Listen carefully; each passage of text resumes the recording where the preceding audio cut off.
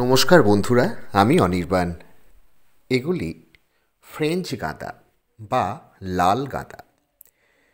যারা এই ফ্রেঞ্চ গাঁদা বা রক্তগাঁদা বা লাল গাঁদা ভালোবাসেন, অবশ্যই এই গাছ আপনারা করতে পারেন। ছোট টবেই খুব সুন্দর হয়। আর যেহেতু আমরা শীতের জন্য এই গাছ করি, সেই জন্যে আপনারা একটু রাসায়নিক সার দিতেই পারেন। কেননা যেহেতু অল্প সময়ের জন্য এই গাছ আমরা করি, সেই জন্যে অবশ্যই রাসায়নিক সার আপনারা দিতে পারেন।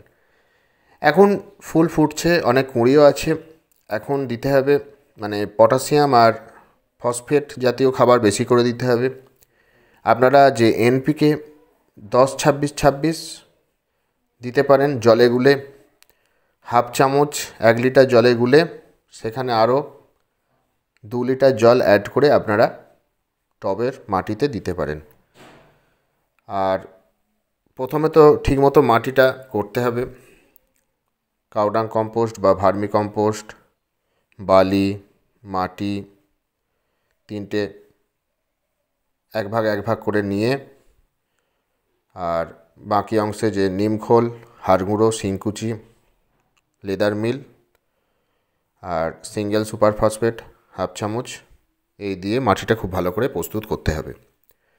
আর এখন তো যেহেতু কুঁড়ি কাটার আর সময় নেই, কেননা প্রথমের কুঁড়িটা আপনারা জেনে রাখুন আর কি, আগামী বছরের জন্য প্রয়োজন লাগবে আপনাদের। তা গাছের প্রথম কুঁড়িটা কেটে দিলে কি হয়, আরও অনেক ব্রাঞ্চ বেরোয়, দিয়ে এইরকম প্রচুর ফুল হয়। অতএব প্রথম দিকের কুঁড়িগুলো কেটে দিলে কি হবে, আগামী সময়ের যে কুঁড়িগুলো আসবে সেগুলো অনেক বড় হয়ে যায়।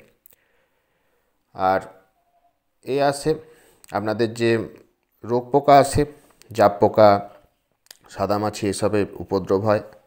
আর গাঁদাতে কী হয়, পাতা কুঁকড়ে যায়। জৈব কীটনাশক যে কাকা 1 ml 1 লিটার জলে গুলে ভালো করে পাতাতে স্প্রে করবেন 10 দিন অন্তর, দেখবেন গাঁদা গাছ খুব সুন্দর থাকবে।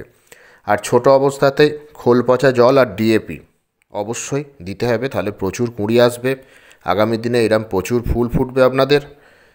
আর যেটা বললাম, কুঁড়ি আসার পর 10-26-26 ওটা আপনারা জলেগুলো দিতে পারেন, বা আপনারা মাটির ওপরেও টবের কিনারা বরাবর ছড়িয়ে দিয়ে জল দিতে পারেন। তাহলেই দেখবেন এই শীতকালে আপনাদের ফ্রেঞ্চ গাঁদা প্রচুর পরিমাণে ফুল ফুটবে। আশা করছি এই ভিডিওটি আপনাদের কাজে আসবে। তাহলে লাইক, কমেন্ট, শেয়ার, সাবস্ক্রাইব সবাই করে দেবেন। ধন্যবাদ।